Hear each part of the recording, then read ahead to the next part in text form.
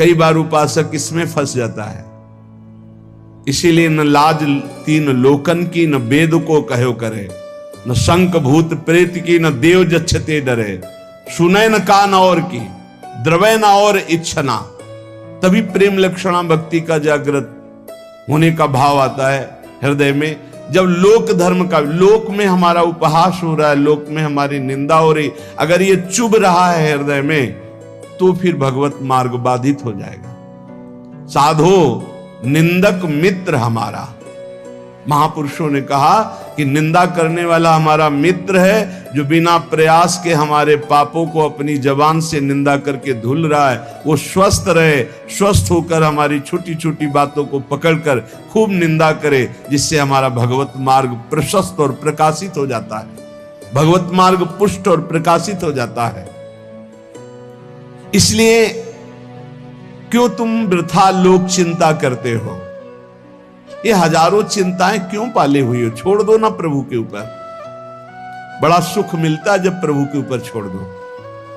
अपने ऊपर जब चिंता करने लगो तो बड़ी परेशानी उत्पन्न होती है।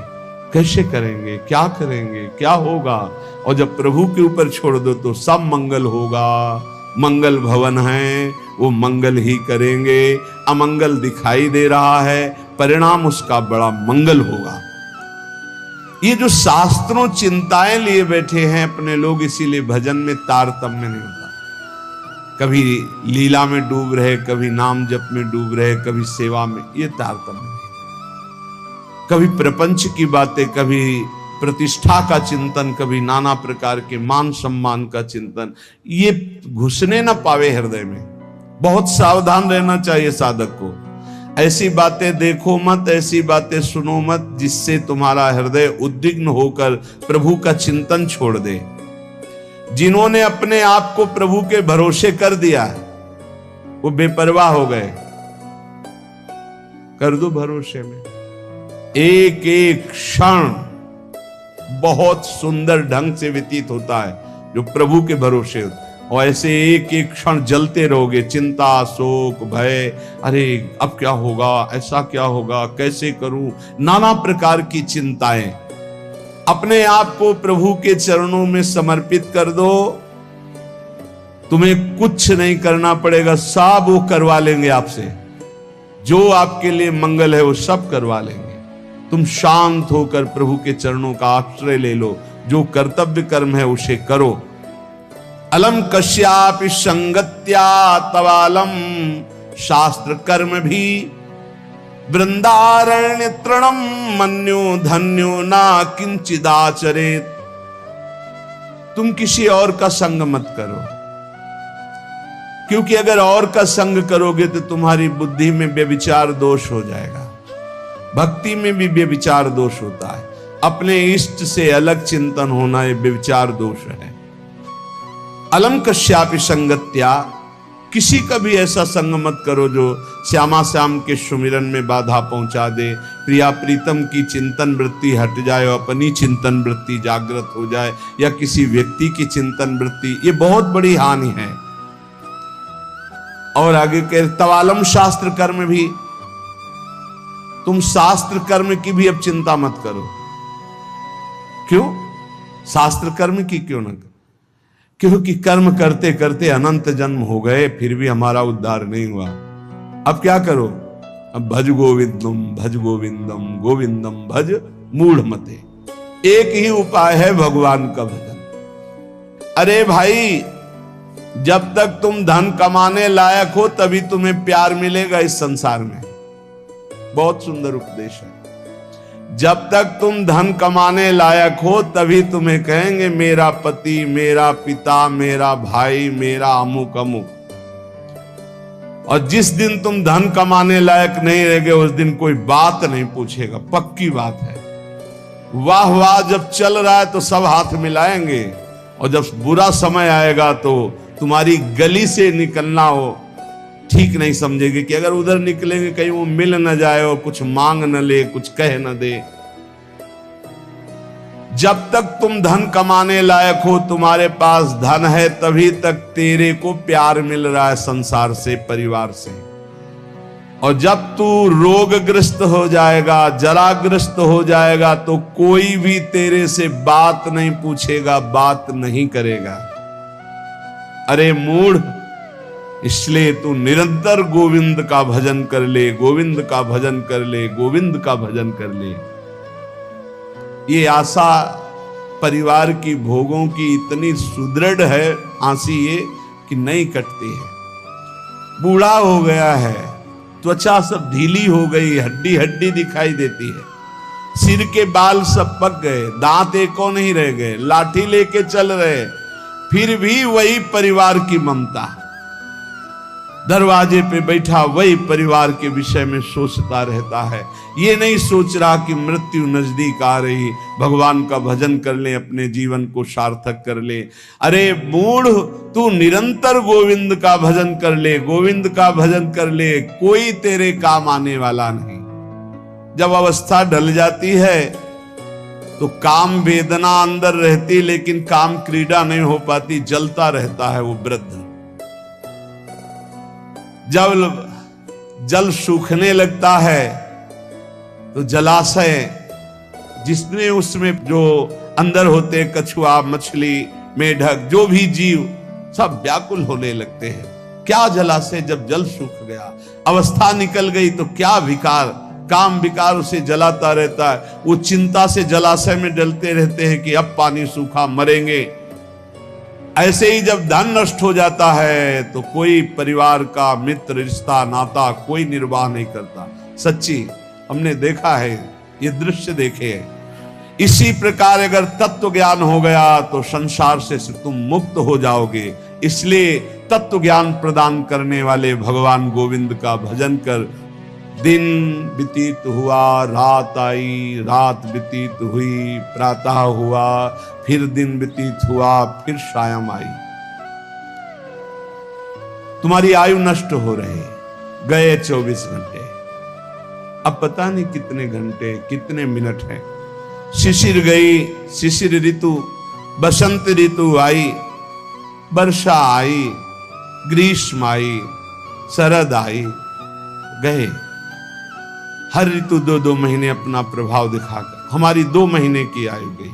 ऋतु गई, दिन गया, रात गया, आयु बीतती चली जा रही है, आशा बढ़ती चली जा रही है। ऐसा मकान बना लेंगे, ऐसा कर लेंगे, ऐसा कर लेंगे। अरे मूढ़, मरने का समय आ रहा है। रोज दिन जा रहा है, रात्रि जा रही, सायं व्यतीत हो रहा, ऋतुएं निकलती चली जा रही हैं। तुम्हें आशा रूपी फांसी ने ऐसा बांध रखा है, इतना कमा लिया, अब इतना कमा लेंगे, इतना कर लिया, वैसा कर लेंगे। ये तुम्हें पता नहीं कि तुम्हें मरना है। तुम्हारी आयु नष्ट होती चली जा रही है। आशा रूपी इस फांसी को काट लो। कैसे? भज गोविंदम, भज गोविंदम, गोविंदम भज मूढ़मते। अरे मूढ़मती, गोविंद का भजन कर ले, गोविंद का भजन कर ले, गोविंद का भजन कर ले। नहीं, मृत्यु के समीप आने पर ये व्याकरण का शब्द डुक्रिंच करने, ये तुम्हारी रक्षा नहीं कर पाएगा। ये व्याकरण, ये पढ़ाई लिखाई, ये तुम्हारी मृत्यु पर विजय प्राप्त नहीं। मृत्यु पर गोविंद गोविंद हरे मुरारे, गोविंद गोविंद मुकुंद कृष्ण, गोविंद गोविंद रथांग पाणे, गोविंद दामोदर माधवेति। ये भगवान नाम ही तुम्हारी रक्षा करेंगे। जिसने गीता जी को पढ़ा, श्रीमद् भागवत गीता जी, कुछ लोग तो इस भेद ही नहीं जान पा रहे हैं कि श्रीमद् भागवत और श्रीमद् भगवत गीता जी अलग है, नहीं जान पाते हैं कई लोगों के ऐसे। जिसने जो युद्ध क्षेत्र में भगवान श्री कृष्णचंद्र जी ने अर्जुन को 18 अध्याय उपदेश किया, उसे श्रीमद् भगवत गीता जी कहते हैं। और भगवान व्यास देव जी द्वारा रचित श्री सुखदेव जी ने जो 7 दिन में परीक्षित जी को सुनाया, वो श्रीमद् भागवत है।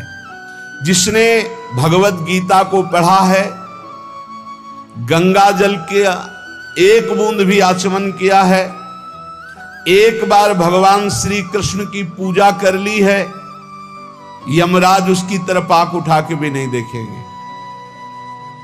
एक बार भगवत गीता पढ़ा, एक बार गंगा जल का आचमन किया, एक बार भगवान श्री कृष्ण की अर्चना वंदना कर ली, तो यमराज कभी उसकी तरफ नहीं देखेंगे। इसलिए एक बार का जब इतना महत्व है तो तू हर समय भज गोविंदम भज गोविंदम भज गोविंदम मूढ़मते, हर समय गोविंद का भजन कर, गोविंद का भजन। अरे मूढ़मती, तेरा कोई साथ नहीं देगा, तू गोविंद का भजन कर। कहते हैं कि ये भजन की अवस्था नहीं है, तो कब भजन की अवस्था होती? बाल्यावस्था खेल कूद में चली गई, जवानी स्त्री में आसक्त भोग में चली गई, वृद्धावस्था रुपया पैसा नाती पनातीन की चिंता में चली गई, तो परब्रह्म परमात्मा का भजन करने की कौन सी अवस्था है? अरे जब से होश हो जाए तभी से भजन शुरू कर दो। चेतना जागृत हो, बुद्धि काम करने लगे, राधा राधा राधा, गोविंद गोविंद गोविंद भजन करे। अरे मूढ़, कोई तेरा साथ देने वाला नहीं, इसलिए भज गोविंदम भज गोविंदम। इस संसार में बार बार जन्म होता है, बार बार मरण होता है, बार बार 9 महीने माता के गर्भ में रहना पड़ता है। अब तो होश संभाल ले, मनुष्य शरीर मिला है, भगवान श्री कृष्ण की शरण में आ जा और इस अपार संसार से पार हो जा, और हर क्षण गोविंद गोविंद गोविंद ऐसा रट, नहीं बार बार जन्म मरण के चक्र से तुझे कोई नहीं बचा सकता है। रात गई, दिन गए, पक्ष गया, कृष्ण पक्ष शुक्ल पक्ष, महीना गया, अयन उत्तरायण दक्षिणायन, वर्ष गए, कितने वर्ष गए, अब भी तुझे होश नहीं।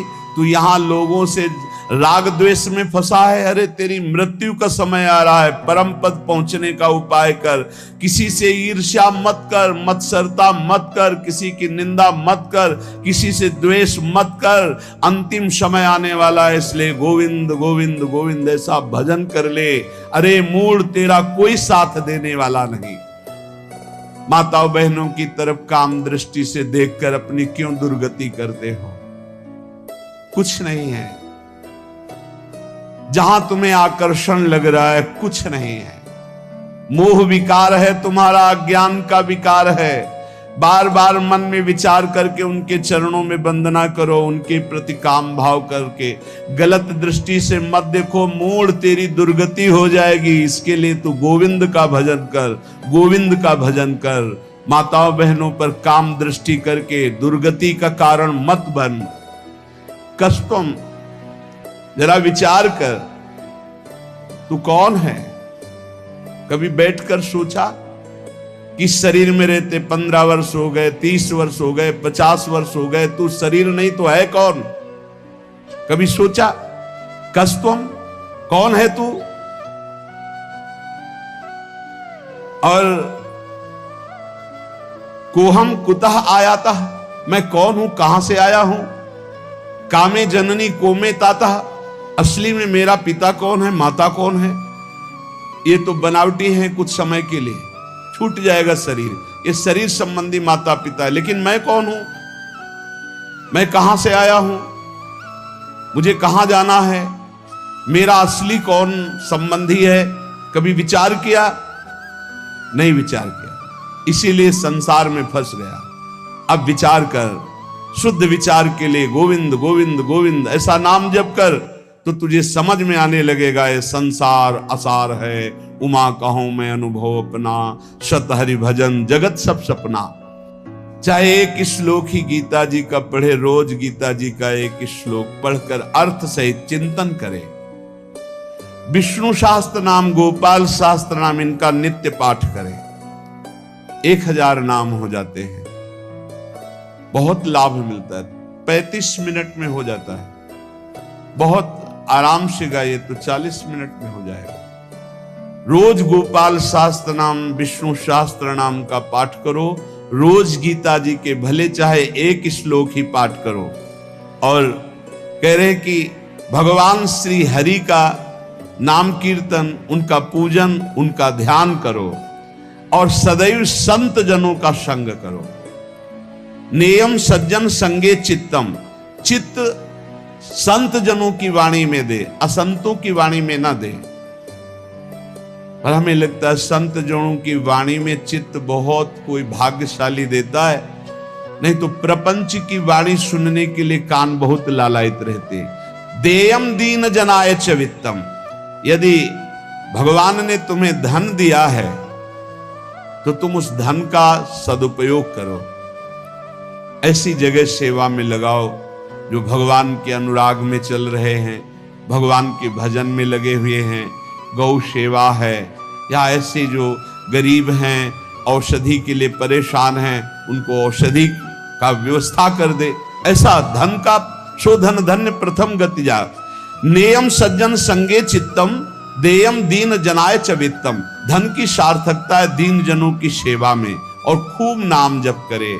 ये शरीर तुम्हें बहुत प्यारा लग रहा है ना, इस शरीर को बहुत लोग तुम्हारे प्यार कर रहे हैं ना, ये सब माया का नाटक है। जिस दिन तुम्हारे प्राण इस शरीर से निकल गए ना, तो जो बहुत प्यार करते थे वो नजदीक नहीं बैठना चाहेंगे। चाहे जितना प्यारा कोई रिश्ता नाता संबंध रखता हो, और मुर्दा घर में एक कमरे में हो, कहते जाओ उसके पास बैठकर रात व्यतीत करो, तो कहेंगे डर लगेगा। प्राण निकलने पर कोई तेरा नहीं है, इसलिए जब तक प्राण है तो प्राणनाथ गोविंद का भजन कर ले। गोविंद गोविंद गोविंद। जो अपने ब्रह्मचर्य का नाश करता है तो पहले उसे सुख जैसा लगता है, बाद में वो भयानक रोगों से ग्रसित हो जाता है। सुखता क्रियते रामा भोग। बहुत सावधान। जितना आप अपने ब्रह्मचर्य को सुरक्षित रखेंगे उतने ही आप आत्म बलवान होंगे, उतने आप पवित्र बुद्धि वाले होंगे, उतने ही शरीर आपका स्वस्थ होगा, आपकी इंद्रियां तेजस्वी बलवान हो जाएंगी। भोगों की तरफ जाने के लिए नहीं, भगवान की तरफ जाने के लिए। और जो काम भोग को बड़ा सुख मान करके रमण करता है, पीछे शरीर जर्जर हो जाता है, बड़े भयानक रोगों से ग्रसित हो जाता है। भाई संसार में सब छूटना है, मरना है, तो सच्चिदानंद को प्राप्त कर लो। लेकिन इसी का उल्टा दुष्ट लोग सोचते हैं, जब मरना ही है तो खूब मनमानी करके मरेंगे। और विवेकी जन, संत जन, जो साधु स्वभाव के, कि जब मरना ही है तो पापाचरण क्यों करना है, मुझे अच्छे आचरण करके उत्तम गति को प्राप्त करना है। इसलिए कोई भी पापाचरण मत करो। पापाचरण जन्म जन्मांतर में तुम्हें दुख ही प्रदान करेगा। हर समय गोविंद गोविंद गोविंद ऐसा भजन करो। तन ढकने के लिए यदि चिथड़े भी हो तो चलेगा, तन ढकने के लिए, शरीर पोषण के लिए ज्यादा चिंता मत करो, ये तन भी जलेगा, सड़ेगा, नष्ट होगा। इसलिए पापाचरण करके बहुत अच्छे कपड़े पहनने को मिले तो हमारे लिए नरकगामी स्थिति ही है। वर्तमान में भी पापाचरण के द्वारा शरीर को मत सजाओ, मोटी सोने की जंजीर, बढ़िया कपड़ा, कुछ नहीं। ये अग्नि में भस्म होने वाला शरीर है, ये नष्ट होने वाला शरीर। पापाचरण करके इसे सजा रहे हो और पाप करके दुर्गति भोगोगे। एक मार्ग है ऐसा जो तुम्हें इस जन्म में पुण्य और पाप दोनों से बचाकर भगवत प्राप्ति करा दे। वो भगवान का मार्ग है। न मैं हूं, न तू है, न ये संसार है, एकमात्र भगवान है। इसलिए भगवान की शरण में हो जा और गोविंद गोविंद गोविंद ऐसा भजन कर।